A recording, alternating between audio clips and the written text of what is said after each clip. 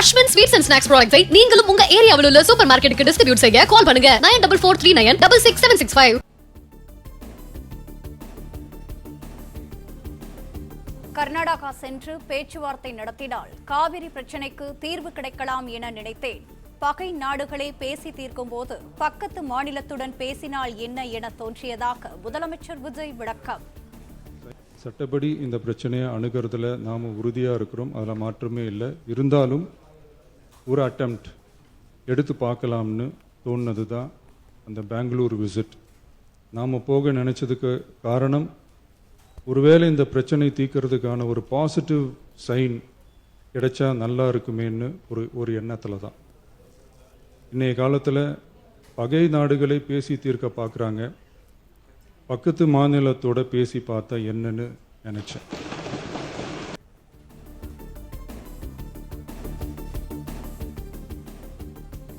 காவிரி பிரச்சனையை தீர்க்கும் முயற்சியாக கர்நாடகா செல்வதால் அவமானம் நேர்ந்தால் என்ன ஆபத்து என சிலர் கேட்டனர்.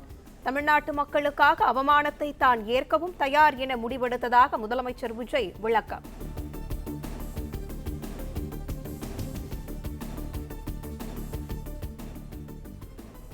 காவிரி பிரச்சனையை வைத்து அரசியல் செய்யும் எண்ணம் துளி கூட தனக்கு இல்லை என முதலமைச்சர் விஜய் திட்டவட்டம்.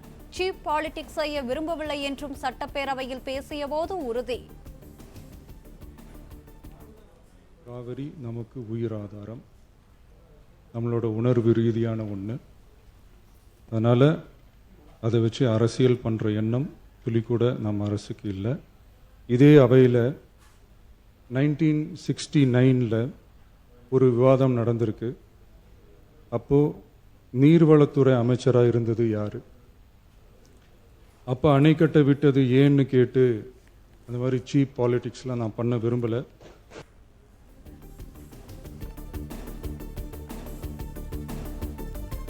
சட்டப்பேரவையில் விவசாயிகள் பிரச்சினை குறித்து எதிர்க்கட்சித் தலைவர் உதயநிதி அடுக்கடுக்கான கேள்வி. ஆட்சியில் வெறும் 1.5 லட்சம் ஹெக்டேர் அளவுக்கு தான் குறுவை சாகுபடி நடந்திருக்கு. நீங்க ஸ்பெஷல் பேக்கேஜ்னு சொல்லி 134 கோடி அறிவிச்சிருக்கிறீங்க. அதை எத்தனை பேருக்கு கொடுத்திருக்கிறீங்க என்பதை இந்த அவையில் தெரிவிக்க வேண்டும். ஏதாவது கணக்கெடுப்பு நடத்தியிருக்கிறீர்களா? பொதுப்பணித்துறை அமைச்சர் ஆதவ் அர்ஜுனா பதில் அளிக்க எழுந்த நிலையில் குறுக்கிட்ட முதலமைச்சர் விஜய் பதில். மாண்புமிகு பொதுப்பணித்துறை அமைச்சர், மாண்புமிகு முதலமைச்சர் அவர்கள். காவிரி நமக்கு உயிராதாரம், நம்மளோட உணர்வு ரீதியான ஒன்று. அதனால் அதை வச்சு அரசியல் பண்ணுற எண்ணம் துளி கூட நம்ம அரசுக்கு இல்லை.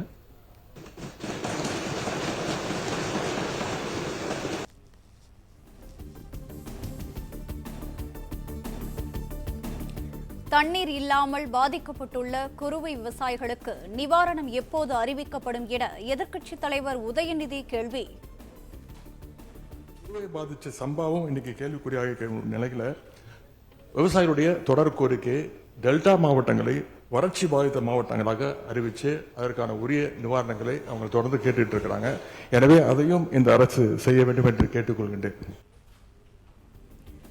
குறுவை சாகுபடிக்கு சிறப்பு தொகுப்பு ஏற்கனவே வழங்கப்பட்டு விட்டது. தினசரி செய்தித்தாள் படித்தால் நாட்டு நடப்பு தெரிந்திருக்கும் என முதலமைச்சர் விஜய் பதிலடி. குறுவை சாகுபடிக்கு அந்த நிவாரண தொகுப்பு பற்றி எதிர்கட்சியிலேருந்து கேட்டிருந்தாங்க. அந்த குறுவை சாகுபடிக்கு அந்த நிவாரணம் ஏற்கனவே கொடுத்தாச்சு, வழங்கியாச்சு. அரசியலே நாங்கள் தான் அப்படின்னு சொல்லிக்கிறவங்களுக்கு இது எப்படி தெரியாமல் போச்சுன்னு எனக்கு தெரியல.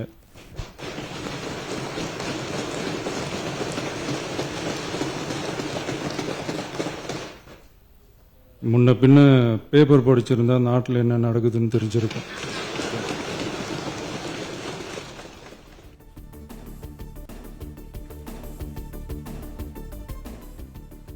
காவிரி டெல்டா விவசாயிகள் தற்போது கேட்பது சிறப்பு தொகுப்பு அல்ல, வறட்சி நிவாரணம். பேப்பர் படிப்பதால் அனைத்தும் தெரிந்துவிடாது. விவசாயிகளை சந்தித்திருந்தால் கோரிக்கைகளின் வித்தியாசம் தெரிந்திருக்கும் என உதயநிதி ஸ்டாலின் பதில். இப்போ வறட்சி நிவாரண நிதி அவங்க கேட்கறாங்க. இது ரெண்டுத்துக்கும் வித்தியாசம் தெரிஞ்சுக்க வேண்டும். இது வெறும் டெய்லி காலைல பேப்பர் படிச்சா மட்டும் பத்தாது. அங்க அனைத்து கட்சி கூட்டத்தை கூட்டி அனைத்து விவசாயிகளோடையும் போய் கலந்து பேசி அவங்களுடைய கோரிக்கைகள் என்னன்னு நீங்க தயவு செய்து கேட்டுக்கொள்ள வேண்டும்.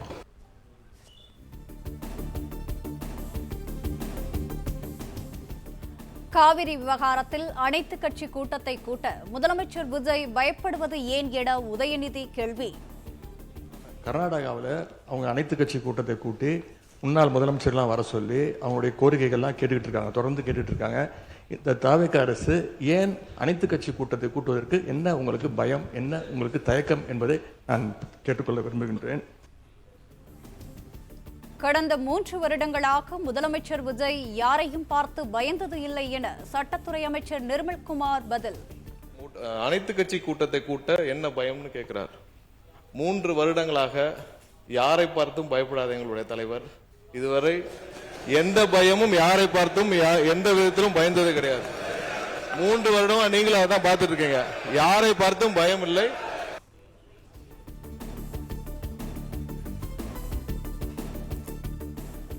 கர்நாடக அரசின் மேகேதாட்டு அணை திட்ட அறிக்கைக்கு எதிரான 3 மனுக்களும் திமுக ஆட்சியில் தள்ளுபடியானது எப்படி என அமைச்சர் ஆதவ் அர்ஜுனா கேள்வி.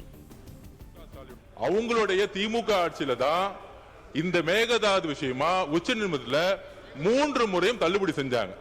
அது எதனால தள்ளுபடி செஞ்சு எதிர்கட்சி தலைவர்கள் சொல்லட்டும். திமுக எம்எல்ஏக்கள் எதிர்ப்பு தெரிவித்த காரணத்தினால் சட்டப்பேரவையில் அமளி.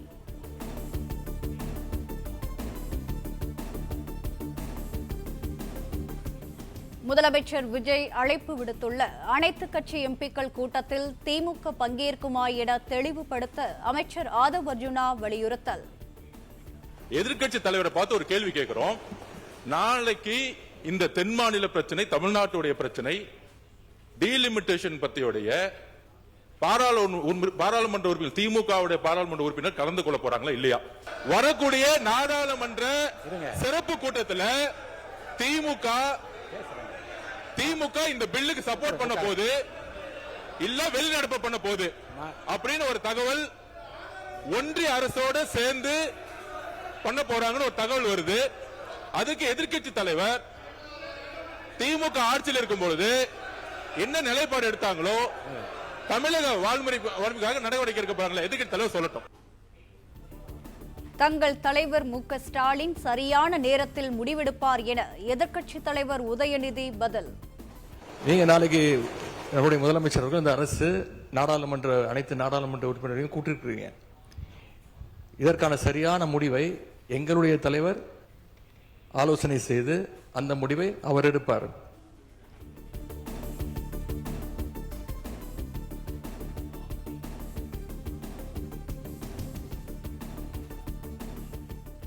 பயிர்க்கடனை முழுமையாக தள்ளுபடி செய்ய கோரி தலைமை செயலகம் முன் விவசாயிகள் போராட்டம். போராட்டத்தில் ஈடுபட்ட விவசாயிகளை கைது செய்த போலீசார்.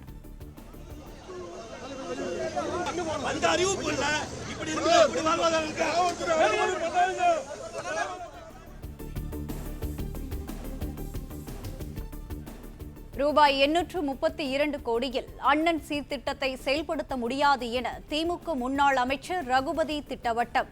2000 கோடி ரூபாய் இருந்தால்தான் 1 சவரன் தங்கம் மற்றும் பட்டுப்புடவை கொடுக்க முடியும் என விளக்கம்.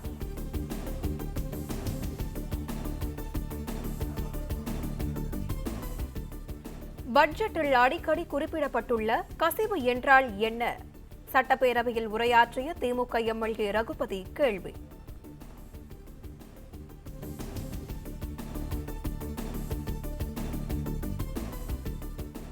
தமிழ்நாடு அரசின் 3 துறைகள் முழுமையாக ஆடிட்டிங் செய்யப்பட்டு கசிவுகள் கண்டறியப்பட்டுள்ளன. கசிவு என்றால் என்ன என்பதை முதலமைச்சர் விஜய் சொல்ல வேண்டிய நேரத்தில் சொல்வார் என மரிய வில்சன் பதிலடி. 3 துறைக்கான ஆடிட்டிங் முடிச்சிருக்கோம். நீங்க கேக்குறீங்களா கசிவுன்னு? அந்த லீக்கேஜஸோட ரிப்போர்ட் எல்லாம் ஆடிட் தலைவரோட டேபிள் முன்னாடி இருக்கு. அவர் எப்போ அதை பத்தி பேசணும்னா அவர் தான் முடிவு எடுக்கணும். நீங்க பேசுறதுன்னா நீங்க இப்ப பேசிருங்க. இன்னைக்கு எல்லா ரிப்போர்ட்டும் அவர்கிட்ட இருக்கு. வெளிப்படையா ஆனரபிள் சீஃப் மினிஸ்டர் உங்களுக்கு அனௌன்ஸ் பண்ணுவாங்க.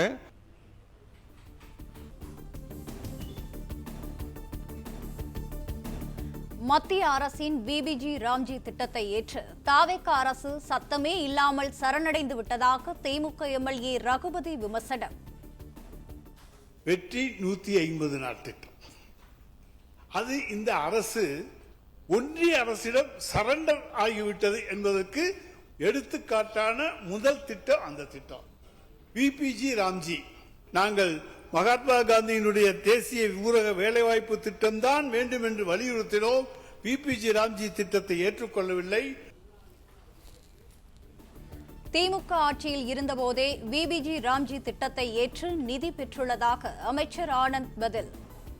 மாண்புமிகு உறுப்பினர் அவர்கள் கேட்டாங்க, இடைநிலை நிதிநிலை அறிக்கை 2026-27 3000 கோடி விஆர்ஜி ராம்ஜி திட்டத்து சென்ற அரசால் ஒதுக்கப்பட்டது. அவர்கள் இத்திட்டத்தை எதிர்க்க என்பதை இந்த நேரத்தில் தெரிவித்துக் கொள்கிறேன்.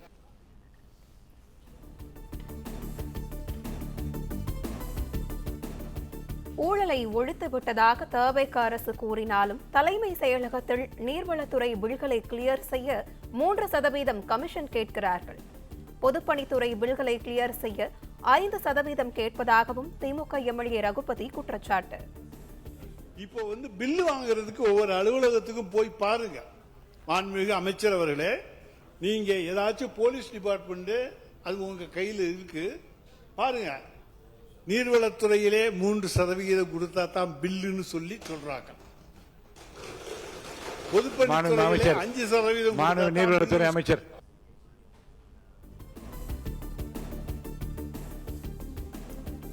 நீர்வளத்துறையில் 3% கமிஷன் என ஆதாரமற்ற குற்றச்சாட்டை திமுக எம்எல்ஏ கூறக்கூடாது. லஞ்சம் வாங்கினால் பதவியை உடனடியாக முதலமைச்சர் விஜய் பறித்து விடுவார் என அமைச்சர் ஆனந்த் திட்டவட்டம். தலைவர் அவர்களே, அவர் ஆதாரத்துடன் சொல்லணும். அது பழைய காலம். அது இந்த காலத்துல ₹1 நாங்க வாங்கணும்னா இந்த இடத்துல நாங்க எங்களை உட்கார வைக்க மாட்டார் எங்களுடைய முதலமைச்சர். அதெல்லாம் நீங்க உங்களுடைய காலத்துல நாங்க தான் சொல்றோம்ல, நீங்க நிரூபிங்கன்னு சொல்றோம். பில்லுக்குன்னு சொல்றீங்க, அதுக்கு இந்த மாதிரி பில்லுக்கு கொடுத்தாங்கன்னு சொல்லுங்க. அது ஏன்னா பழக தோஷமா இருந்திருக்கலாம்னு நான் நினைக்கிறேன்.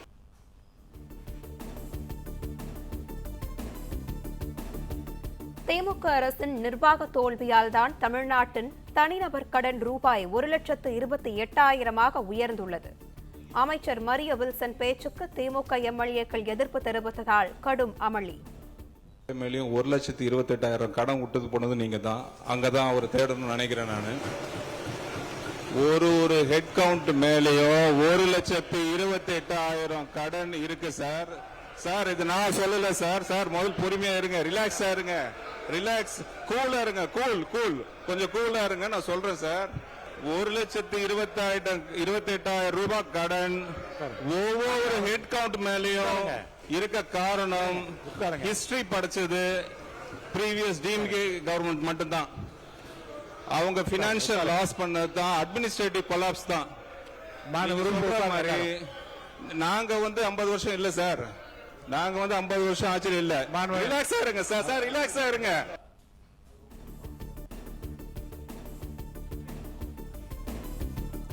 சட்டப்பேரவையில் பேச எதிர்க்கட்சித் தலைவர் உதயநிதியை அனுமதிக்க வேண்டும் என அதிமுக பொதுச் செயலாளர் EPS ஆதரவு குரல். மைக் ஆஃப் செய்யப்பட்டிருந்த நிலையிலும் சபாநாயகரிடம் வலியுறுத்தல்.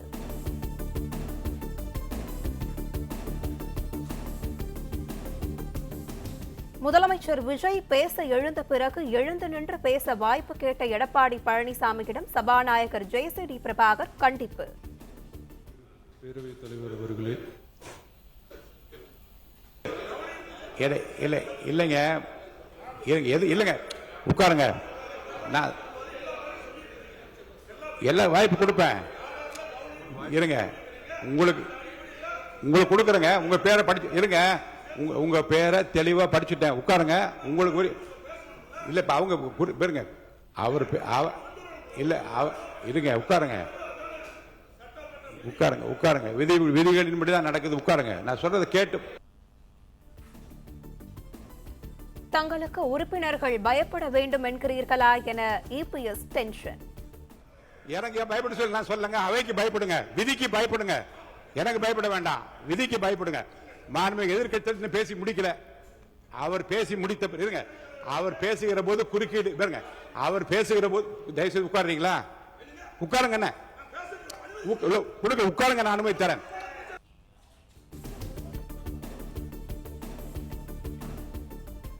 மேகதாது அணை கட்டக்கூடாது என்பதுதான் தமிழ்நாட்டின் நிலைப்பாடு எனும்போது பேச்சுவார்த்தை மூலமான முயற்சி எதற்கு?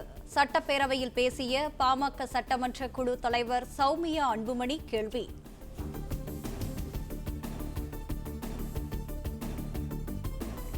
காவிரி விவகாரத்தில் முதலமைச்சர் விஜய் கர்நாடகா செல்வதாக எடுத்த முடிவுக்கு தேமுதிகவின் பிரேமலதா விஜயகாந்த் ஆதரவு.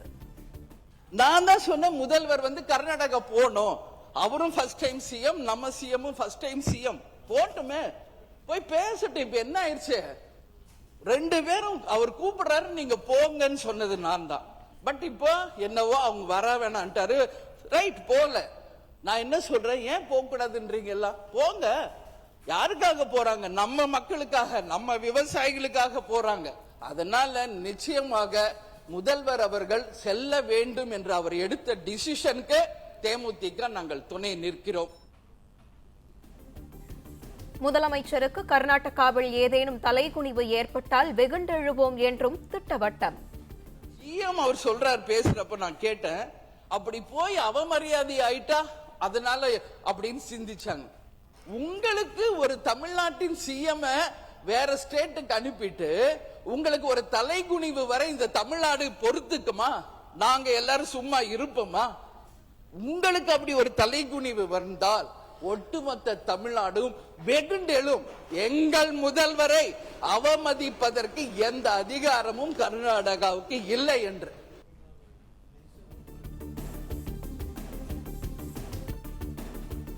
மத்திய அரசிடம் தமிழகத்திற்கு நியாயமான வரி பகிர்வு கோரி சட்டசபையில் அரசினர் தனி தீர்மானம் ஒருமனதாக நிறைவேறியது. திமுக, அதிமுக உள்ளிட்ட கட்சிகள் முழு ஆதரவு.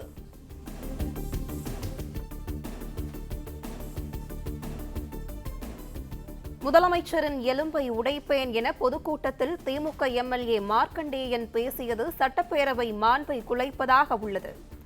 உரிமை குழு பரிந்துரையின்படி நடவடிக்கை எடுக்கப்படும் என சபாநாயகர் அறிவிப்பு.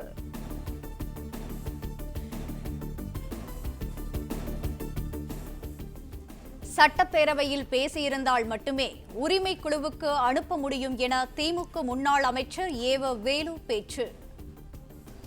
நம்முடைய மார்க்கண்டேயன் அவரை பொறுத்தளவுக்கு பொதுக்கூட்டத்திலே வெளியிலே பேசியிருக்கிறார்.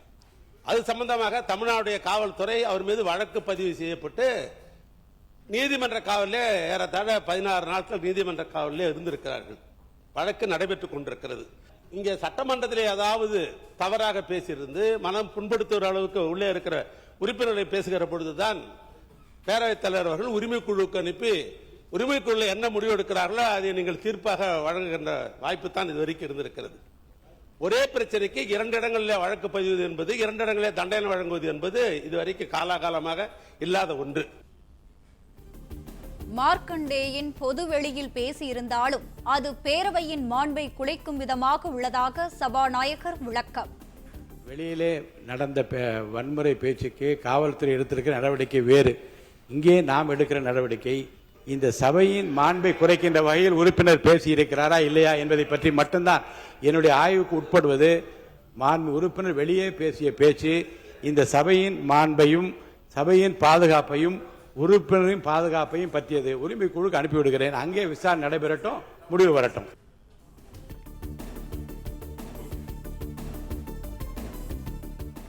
திமுக தலைவர் மு.க. ஸ்டாலினும் எதிர்க்கட்சித் தலைவர் உதயநிதி ஸ்டாலினும் முதல்வர் குறித்த தனது பேச்சை கண்டித்தனர். என்னை அறியாமல் நான் பேசிய வார்த்தைகளை அருள் கூர்ந்து நீங்கள் மறந்துவிட வேண்டும் என மார்க்கண்டேயன் பேச்சு. கருணாநிதி ஸ்டாலின் அவர்களை சந்திக்கிற போது மார்க்கண்டேயன் முதலமைச்சர் எது பேசியிருந்தாலும் கூட நீங்கள் முதல்வரை இவ்வளவு தடிமையான வார்த்தைகளால் பேசியிருக்க கூடாதுதான் என் தலைவர் எனக்கு அறிவுறுத்தினார். உதயநிதி ஸ்டாலின் என்னை சிறைச்சாலைகளை பாளையங்கோட்டைகளை பார்க்கிற போது நீங்கள் முதலமைச்சரை இந்த அளவுக்கு பேசியிருக்க வேண்டாம் என்பது தான் சொன்னார்.